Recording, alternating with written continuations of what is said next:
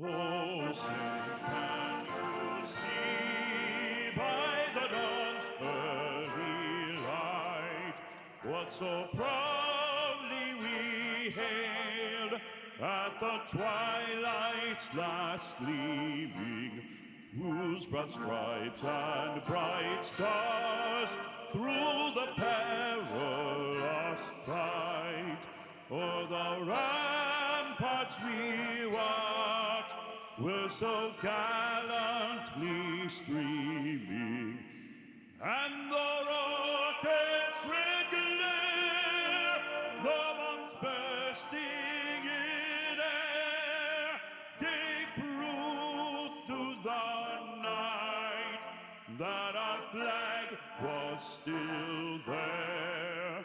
Oh, say does that star-spangled banner yet wave o'er the land of the free and the home of the brave?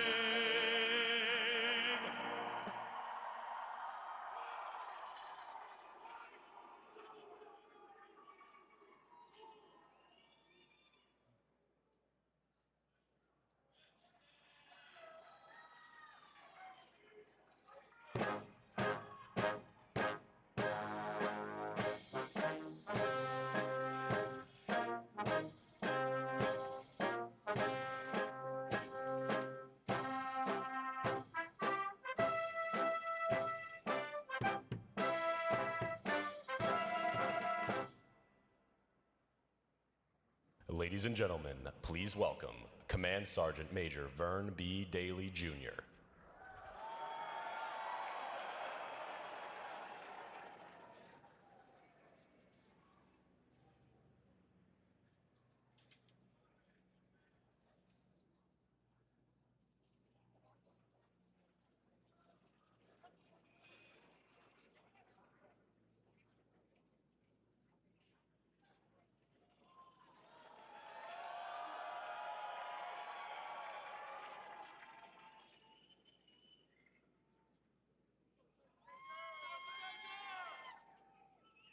Airborne.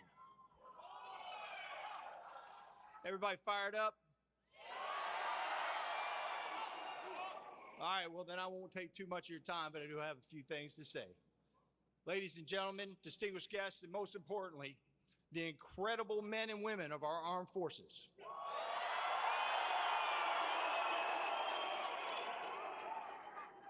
I am Command Sergeant Major Vern Daly, the Command Sergeant Major for Joint Task Force, National Capital Region, and Military District of Washington. Good evening, and welcome to the Commander-in-Chief's inaugural ball. It is both an honor and a privilege to stand before you tonight as we gather to celebrate not only the inauguration of our Commander-in-Chief, but to also recognize the exceptional dedication, service, and sacrifice of those who make our freedoms possible, the brave men and women of our incredible United States military.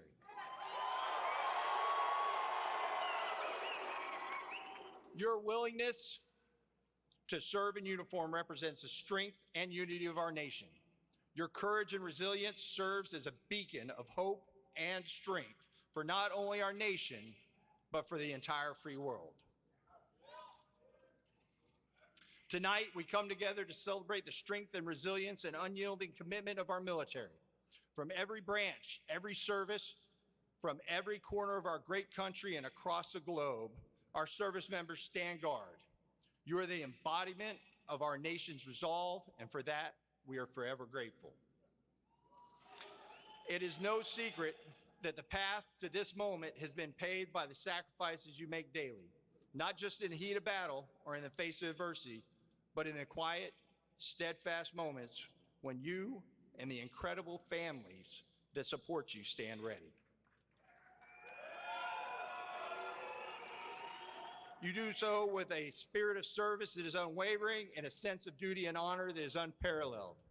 As we reflect on the challenges of the past and look forward to the future, We know that the strength of our nation lies not just in the laws we create or the leaders we elect, but in the people who volunteer to wear the uniform. The men and women of our armed forces, your commitment to one another, to our collective mission, and to our nation is the backbone of this great democracy. So tonight, let us take a moment to celebrate you, the men and women who stand the watch, who put country above self, who leave behind loved ones, and who endure the toughest conditions, and who continue to accomplish the mission no matter the challenge.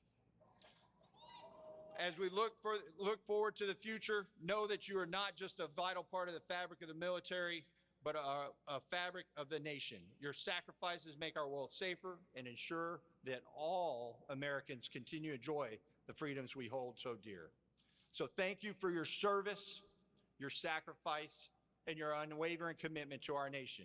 You are the true strength of America, and the nation will forever be in your debt.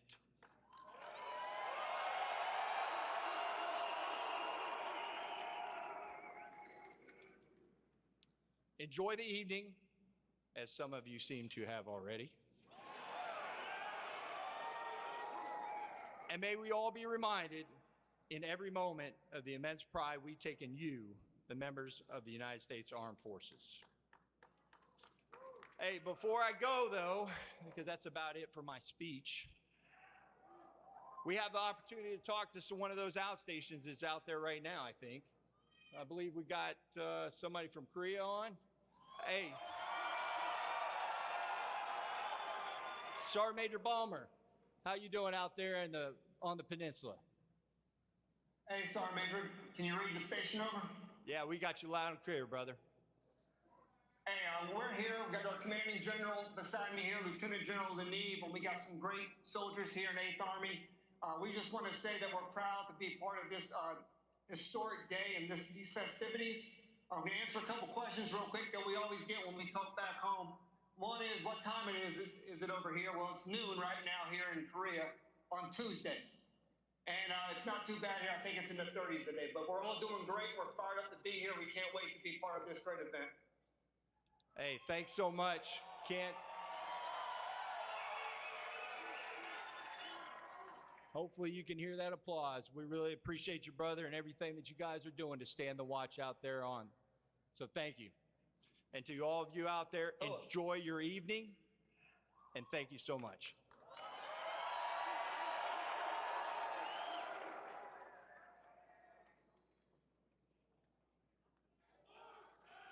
Ladies and gentlemen, our next speaker was awarded the Medal of Honor by President Trump on September 11th, 2020 for his actions during a hostage rescue mission in an area of northern Iraq controlled by the Islamic State.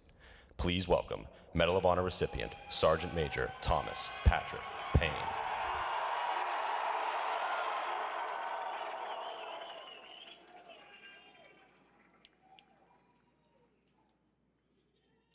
To the President of the United States of America, our Commander-in-Chief, President Trump, welcome home. Your warriors missed you.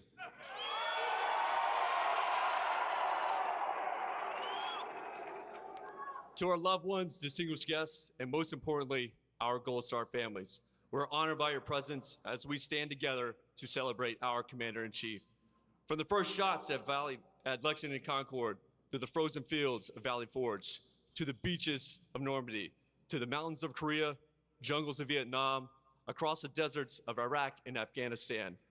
Every generation of American warriors has answered a sacred call to defend the U.S. Constitution and our American way of life. When our boots hit the ground, we carry the legacy of every American warrior who has come before us. We are the living ambassadors of the American fighting spirit and a tradition of courage written in the sacrifice of our fallen.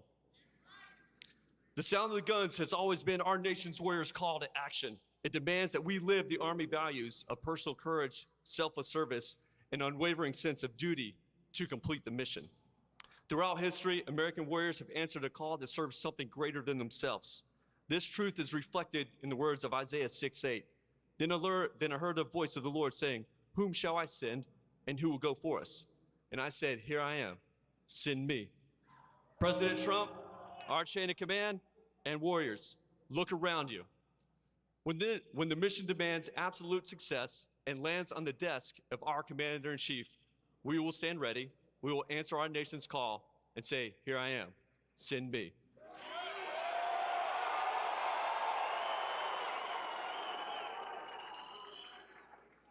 When danger threatens, when liberty calls, Americans warriors will always answer the call to service.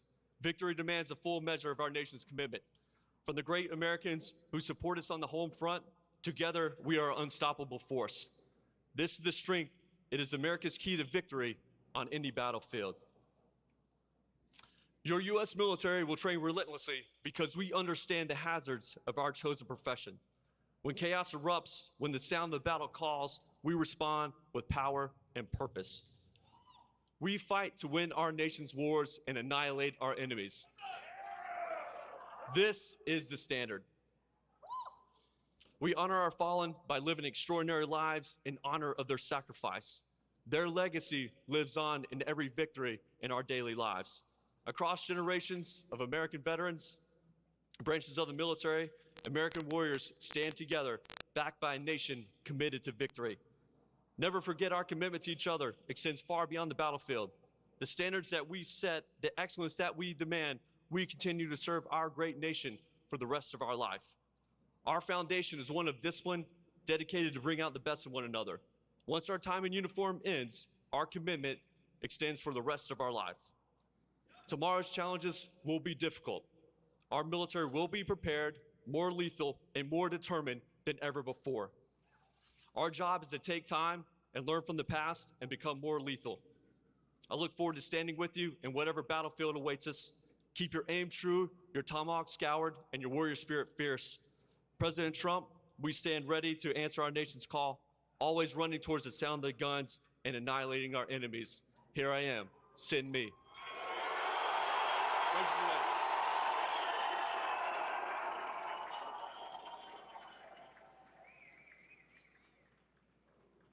Please welcome Senior Enlisted Advisor to the Chairman, Troy Black, and the Senior Enlisted Leaders for the services.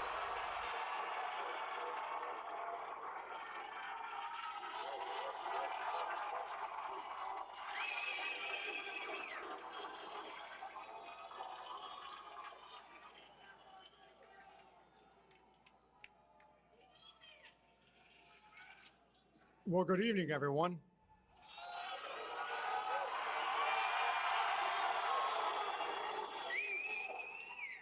My name is Sergeant Major Troy Black, and I'm the Senior Enlisted Advisor to the Chairman of the Joint Chiefs.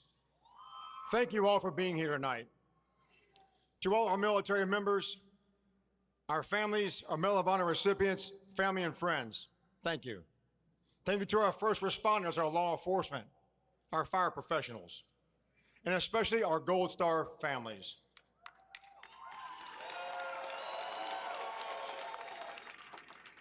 On behalf of the Chairman of the Joint Chiefs, it is my privilege to welcome you all here to the Commander-in-Chief's Ball, honoring the inauguration of President Donald Trump, our 47th president, and we now call him our Commander-in-Chief.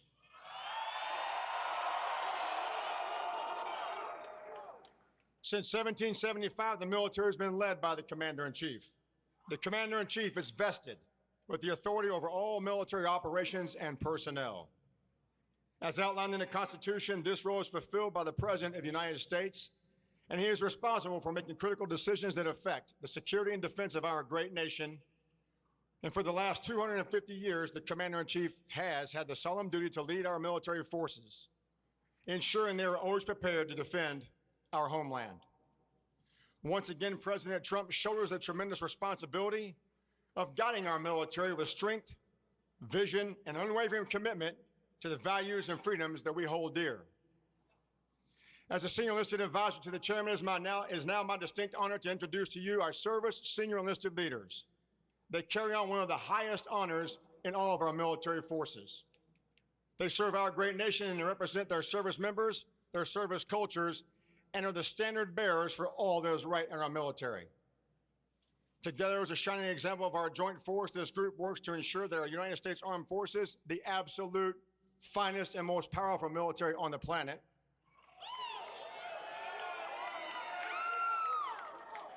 that they have an enlisted corps that is empowered, well cared for, and above all else, composed of the most lethal war fighters who are fully prepared to defeat our enemies and support our friends when called upon. First, let me introduce, on behalf of the Sergeant Major of the Army, Sergeant Major Mike Weimer, Sergeant Major Vern Daly.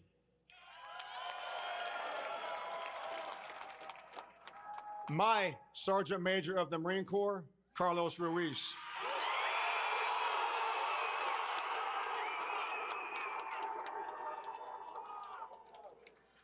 The 16th Master Chief Petty Officer of the Navy, James Honey.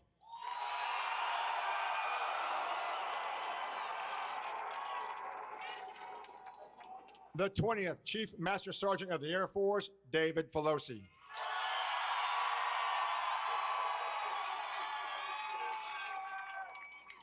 The 2nd Chief Master Sergeant of the Space Force, John Bentavania.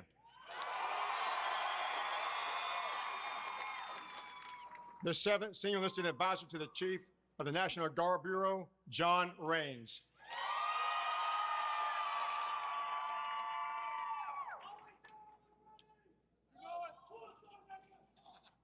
I'm not going to say who, brother. And the 14th Master Chief Petty Officer of the Coast Guard, Heath Jones.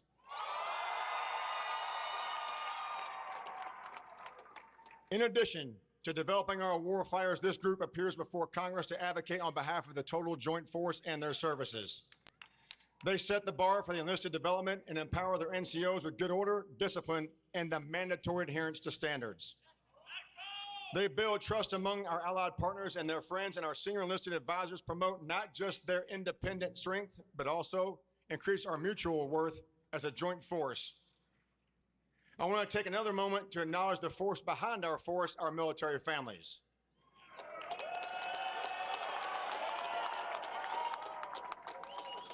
The force behind our force is to us the most important thing.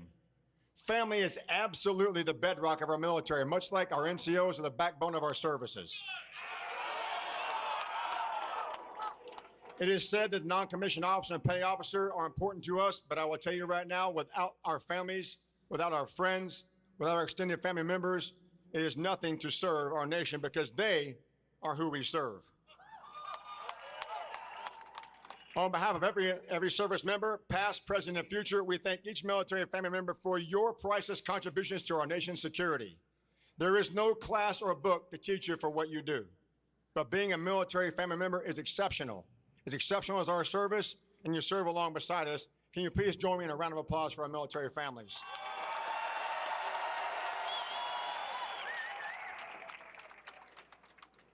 Ladies and gentlemen, the service senior enlisted advisors and their spouses and families and I are thrilled to join you all this evening in this momentous occasion. Thank you for all you do to support us and our nation. I'll now close up by asking you to join me in a few moments in the time-honored tradition of celebrating and welcoming our Commander-in-Chief, President Donald Trump. And God bless you, and God bless the United States of America.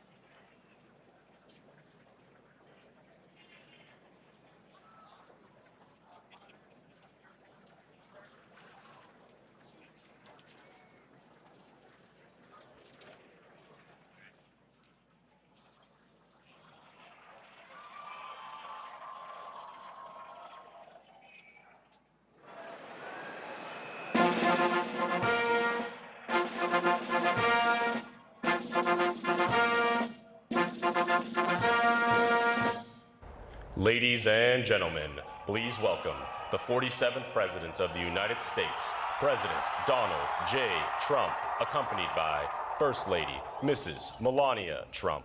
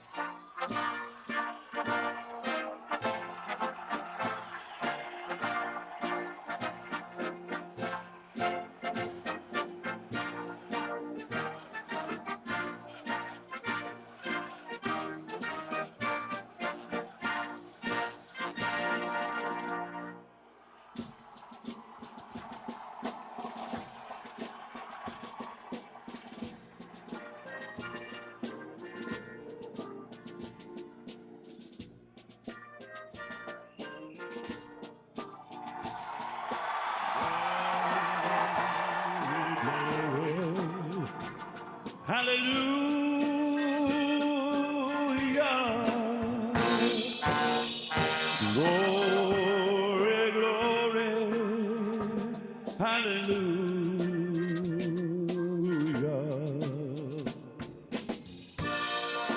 Glory, glory.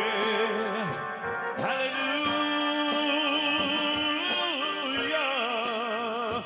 His truth is marching on. Please welcome Vice President J.D. Vance, accompanied by Second Lady Usha Vance. So hush, little baby, don't you cry.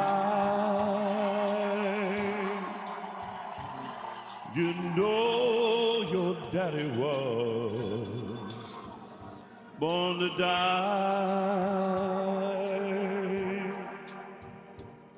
But all my trials, Lord, will soon be over.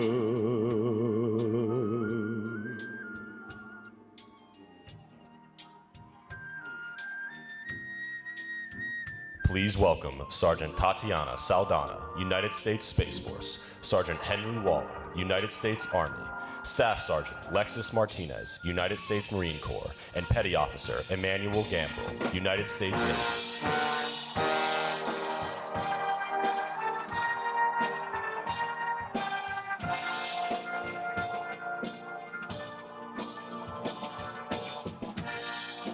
Glory, glory, hallelujah.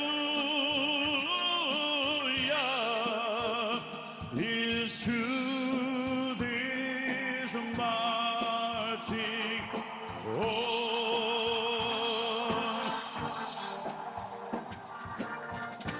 Glory, glory, hallelujah.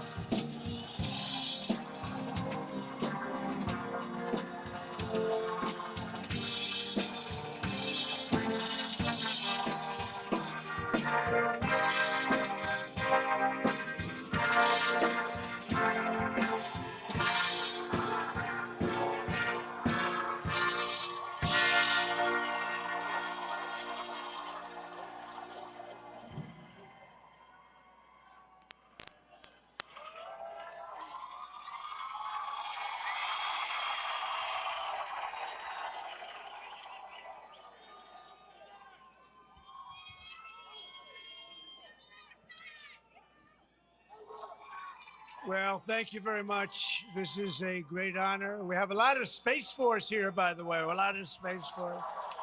We're very proud of Space Force.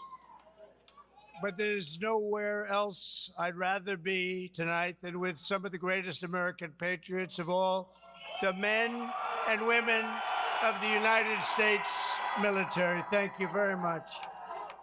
This is quite a gathering, huh? It's a celebration because we're going to turn our country around. We're going to make America great again. I've had no higher privilege in life than to serve as your commander-in-chief, not once, but twice. And you're incredible, and the people of our country respect you, and they love you so much. You don't see it, you don't hear about it too much, but they love you just so much you wouldn't even believe it. So thank you very much. They're honored to have you. We're joined this evening by the service members from every branch of the U.S. Armed Forces, Army, Navy, Air Force, Coast Guard, Marines, and Space Force. And I salute you all. Let me also thank our incredible military spouses, what you have to put up with. They put up with a lot. And family members here tonight. We have so many and so many brilliant families. And you do more than anyone else to support our nation's heroes. And on behalf of every American, I want to thank you very much. We have some people with us tonight. You know, we have the head of the Republican Party, and we won. And then she said, all right, Dad, I think that's enough for me now. Let's win and let's go to something else. She wants to get back to her beautiful babies, but she's married to a guy known as my son, Eric Trump. And Laura was essentially chairman, along with Michael Whatley, of the Republican Party, and they were tough. They weren't going to stand for any nonsense, and they did a fantastic job, and we won every single swing state. We won we won the popularity. We were the most popular candidate in a long time. And I have to tell you, with the military, we really won. We really won. I want to thank, obviously, a tremendous supporter of yours, and if I ever got out of line, she'd get me right back in line when it comes to you. Melania, First Lady, she's been fantastic, First Lady. And our Vice President, you know him well. He's all about you. He's a big believer in our military, J.D. Vance and Usha.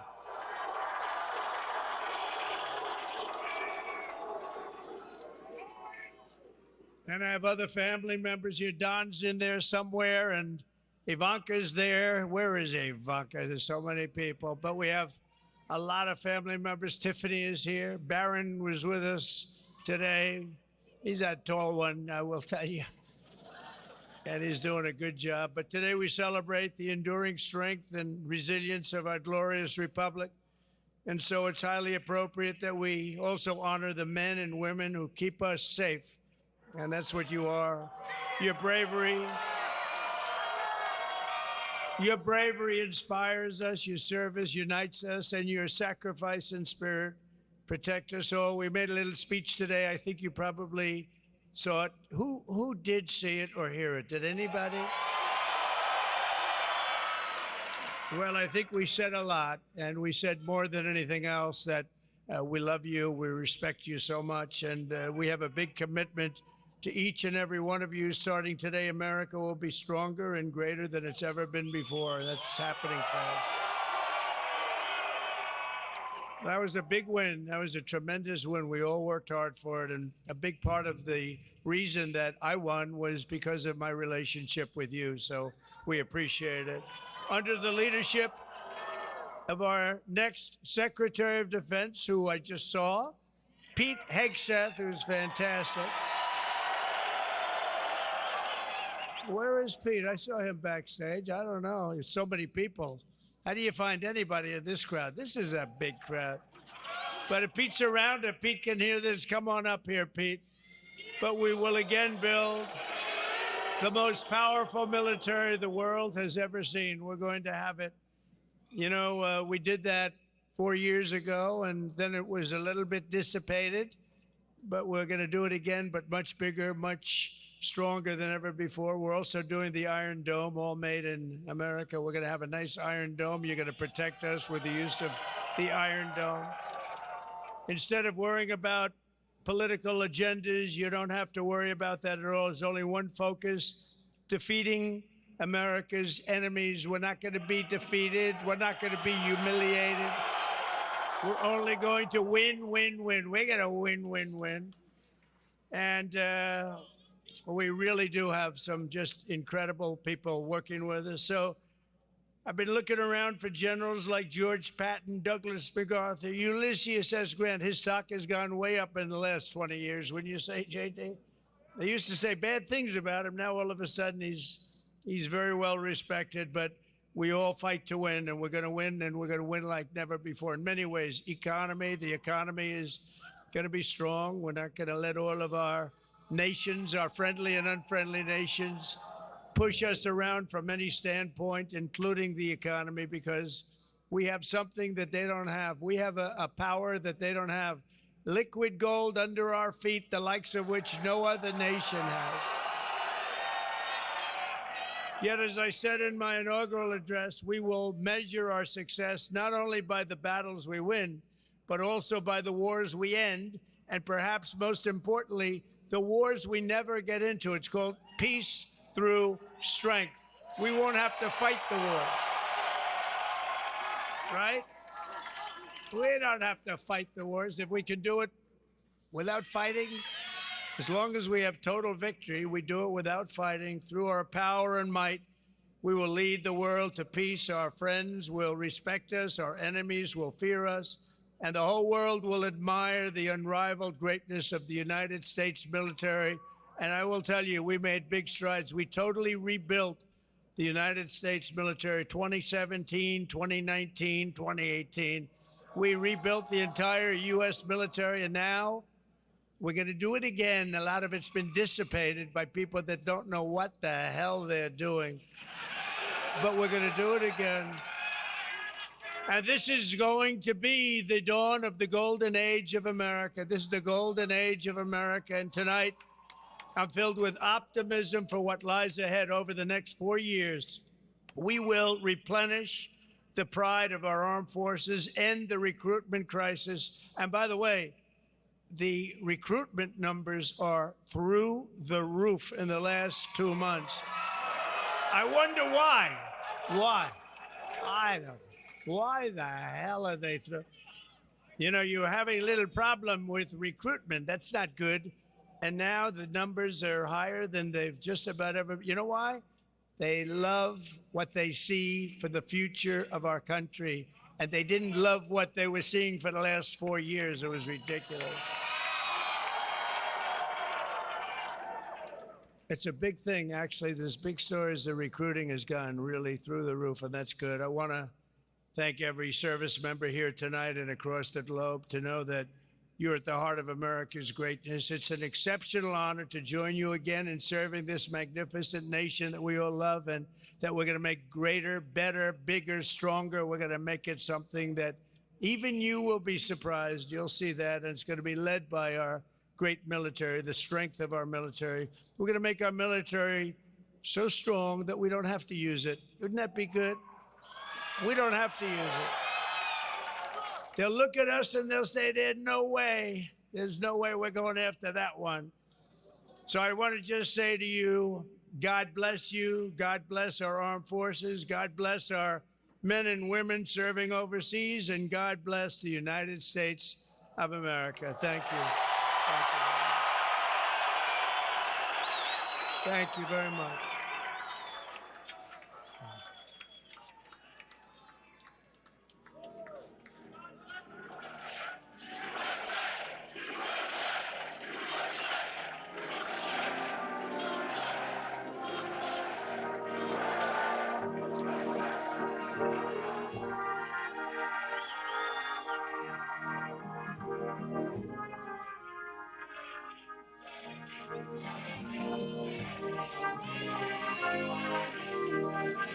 So they say we have some troops from South Korea, and I have no idea how we're getting them on this screen. I've been waiting for it for about 2 seconds. Oh, here it comes. No, that's a cake. There they are. Hello, everybody. How we doing over there? How's Kim Jong-un doing? How are you? President, how do you hear me? That's a good-looking group of How do you hear people, me, sir? isn't it? Thank you Mr. for being President, with sir, us, how do you hear please. us? Yes, I hear you fine. Sir, I'm Lieutenant General Chris Neve, Commanding General 8th Army, and this is Command Sergeant Major Robin Ballmer. We're based at Camp Humphrey, South Korea, United States bedrock of unmistakable land power on freedom's frontier in Asia. Protection of both homelands, sir. It's a profound honor to stand before you today, representing our incredible team here in Korea. We're deeply grateful for this opportunity to be part of this occasion. Sir, on behalf of the brave men and women who serve under my command and the thousands of dedicated service members that are part of the joint team in Korea, congratulations on your victory as the 47th President of the United States. Welcome back, Mr. President. So, we'd be privileged to host you here in Korea soon. You can see firsthand the lethality of our soldiers here, how our formations are, our fight tonight focus, and our ironclad commitment to the defense of Korea and our homelands. To meet the families who serve alongside our warfighters, sir. Pacific victory, sir. How about that?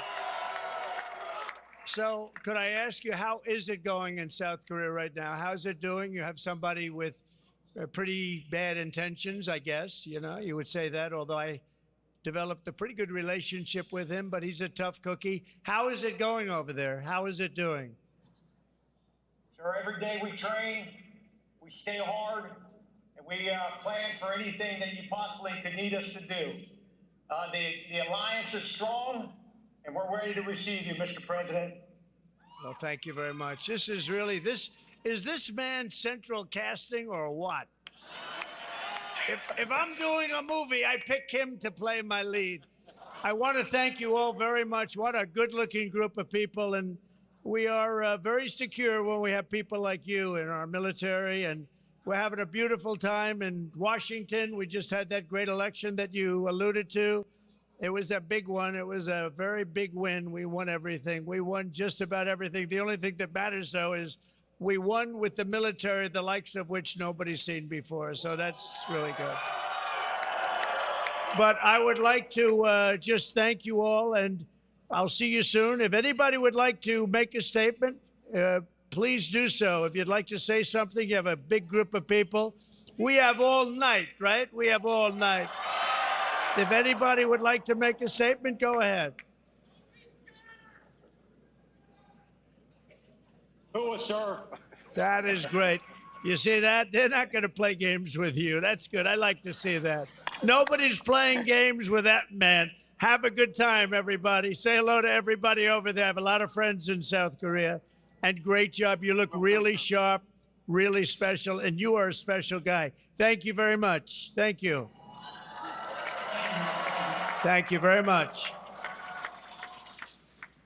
That's great, isn't it?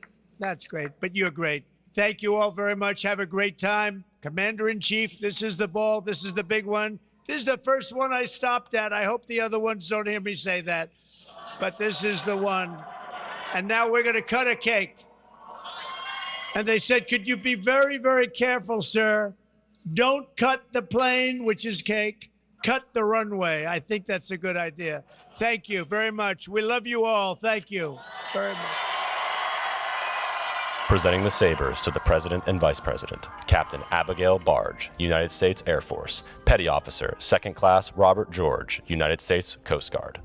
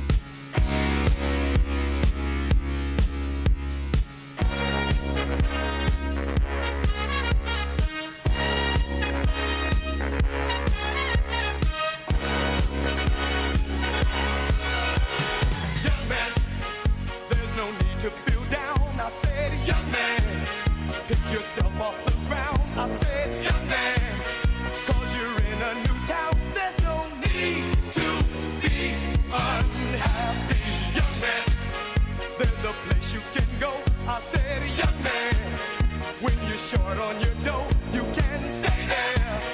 And I'm sure you